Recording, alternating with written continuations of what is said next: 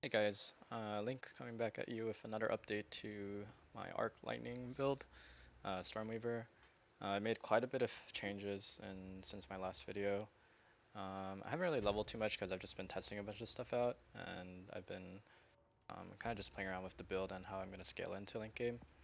Um, I was kind of getting bored of the hybrid lifestyle, and I felt like if I just pushed that through, I think I would have just been able to do all the end game content pretty comfortably. But I'm always looking for new and kind of innovative ways to see what PoE2 can offer. So the biggest changes that I've made is I've realized that Unleash is probably the best support for Arc. Um, this is very different from PoE1.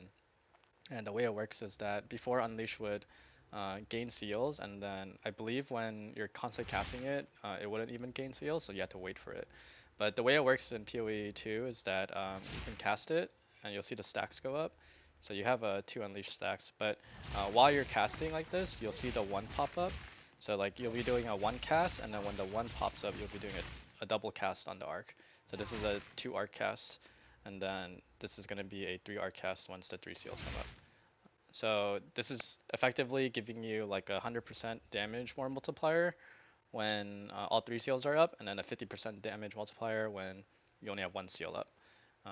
So definitely, probably like the best skill to use or best support to use in terms of damage supports. Other than that, everything has been pretty much the same. Just using inspiration just because I want mana costs up. Other things I've changed is that I've realized that I don't really need Lightning Conduit to clear stuff. And then Orb of Storms, there's also this new support called Overabundance. So you can basically just have two Orb of Storms up. So this effectively increases your AoE.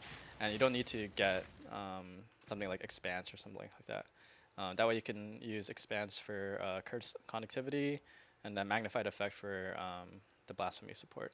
I believe what I am going to do in the future is just get rid of like Lightning Warp and Blasphemy, and then just run a Blink setup because weapon swapping is kind of annoying. I feel like my damage is good enough, and I don't think I'll have much trouble having mobs swarm me. Another thing that I'll probably do is just replace like Lightning Conduit, Lightning Warp, and then just add Frostwall in, because Frostwall is really really good in this game, and you can just create all these walls around you and just kind of like playing Fortnite and building walls and stuff, and it's kind of funny, but it works out very well. Other things I've added is Murderous Intent, so that my arc now just has Culling Strike when I'm in Mana Tempest. And then, yeah. As for my items, you can kind of see that at 1 CI. Um, Getting Chaos Res and a lot of this gear was kind of annoying. And I felt like Chaos damage was doing a lot. And this was basically the most effective way to just become immune to Chaos damage. I also changed my tree quite significantly. I'm now doing a int stacking variation. The idea is to just uh, get rid of mana, or sorry, life and ES altogether. I'm getting ES right now through this amulet right now, which is a very interesting interaction because I'm using Eldritch Battery, so which converts all my ES to mana. But then this 28% of extra mana as extra ES is getting added afterwards. So I'm just doing this temporarily until I can get to probably like 5k mana, and I'll probably remove this. I think the goal is to get something like Dream Fragments and then Ingenuity, which is the new Mage Blood, and then you'll probably get around like 9k mana. But that's like a super late game setup. Otherwise, I've just been stacking mana, cast speed. I'm looking for intelligence rings basically, so like mana, intelligence, cast speed, and I'll probably upgrade these to 2 breach rings.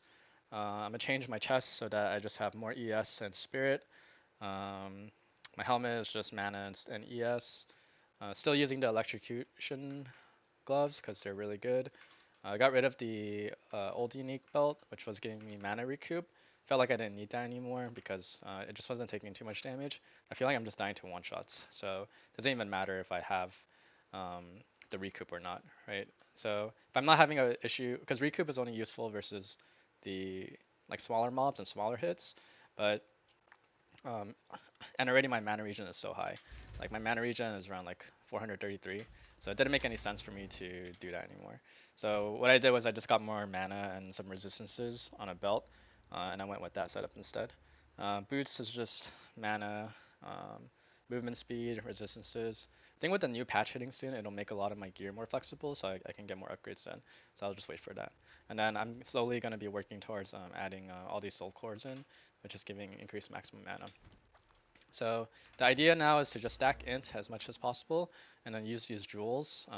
There's a lot of jewel sockets, which kind of give you a lot of bonuses. Like this one gives you like maximum lightning res, lightning pen, lightning damage. This one gives you mana regen, recover mana on kill, increases my blasphemy effect, so it's pretty useful. Same thing, max cold res, just getting mitigation, cast speed. There's a lot of good jewels that you can get. A lot of these mods are like really useful. Like this one is like a 4 mod jewel, and then eventually the min max goal is to just corrupt all these and get plus int. The nice thing about being able to path down here is picking up this node, which gives you the old Acquire of the Storm amulet effect, which has lightning damage with non-critical hits is lucky, and that's because if you look at Arc, the damage range is from like 2025 to 13k. It's a big damage big damage range. So this is just significantly making my damage much more consistent. And then the reason why I path down here is to get increased attributes, which is because I'm just going to go in stacking. Also, being able to path here means that you can pick up Wild Storm, which just increases your damage. And then after that, everything else is pretty much the same. I'm just picking up some, like a small amount of ES nodes right here, but just because I have the amulet equipped, Everlasting Gaze, but I'll probably drop that later in the future once I get upgrades. But I'll run a map so kind of show you what it's like. If I don't die in this map. I am still a little bit squishy against the bosses, but versus just clearing and stuff, it's like I'm just able to just like one tap cast Arc, and it basically clears the whole screen if they're all like just chained together. And the idea behind it is you just cast Mana Tempest once, leave it, and you'll have the lingering buff effect that just chains everything. So it's like a pretty chill playstyle. Like don't get me wrong, like you could definitely play Spark and it'll probably be infinitely better because just of the range. But I've just been enjoying how Arc flicks and stuff like that. I think there's a lot of like variations that you can do because, well, it's just mainly Archmage stacking, right? So you're getting a lot of lightning damage, so you can really play around with the skills that you're using. You can probably even use like Firestorm or like Ball Lightning. You can do like Eye of Winters. That's what I was playing around with. Frozen Orb. I really want to do a Frozen Orb setup, but I think Frozen Orb is, or Eye of Winter is just a little bit too clunky to make work, at least in VO2. Yeah, so like that, I just like pretty much like 3-shot the rare. And since you're electrocuting everything, it just makes everything super safe. And you also have Enfeeble just in case you do get hurt. So basically don't even have to cast Lightning Conduit anymore. I feel like Lightning Conduit damage kind of scaling just went downhill after you just get so many chains off of Arc.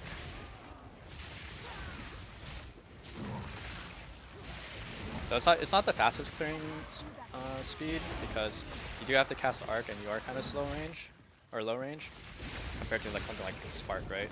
But the damage is really good, and I don't know, it's fast enough for me.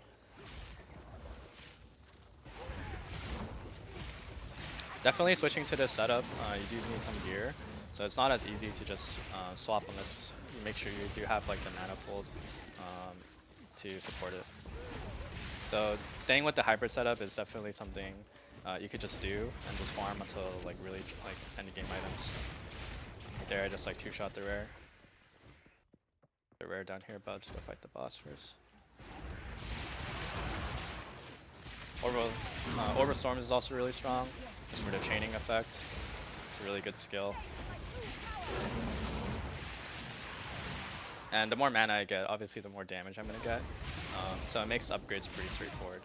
Like you just want int, cast speed, mana, things like that. And there's a lot of ways to get mana in this game. I can't do that yet. This is a crow guy.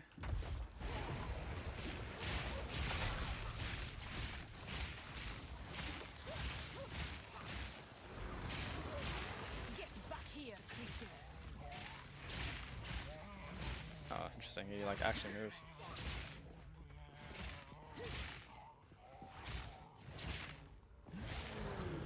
Enough of this.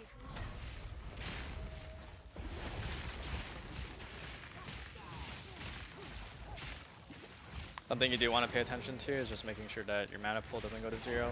It's, it is a large source of your damage.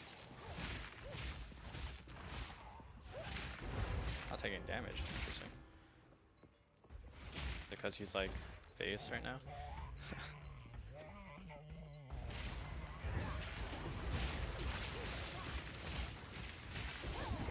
Cast Mana Tempest from Cole. Pretty straightforward. Yep, that's the build update. I'll probably just be playing this until, I don't know, I just get more farmed, and probably get bored. But this is pretty much I think the best end game scaling build from what I can tell, or what I could theorycraft. I mean, obviously, every day is like I'm learning more stuff and new things are changing, but this currently feels the best, at least just making it into a one-click button, right? Like I could just remove all these nodes and just have like Orbital Storms and stuff in this, right? So it seems fun, it seems good, and yeah, if you have any questions, I'm streaming on Twitch, trying to stream every night as I play through this, and then also just leave any comments if you have any questions, and I'll try to answer them. Alright, thanks for watching, guys. Bye-bye.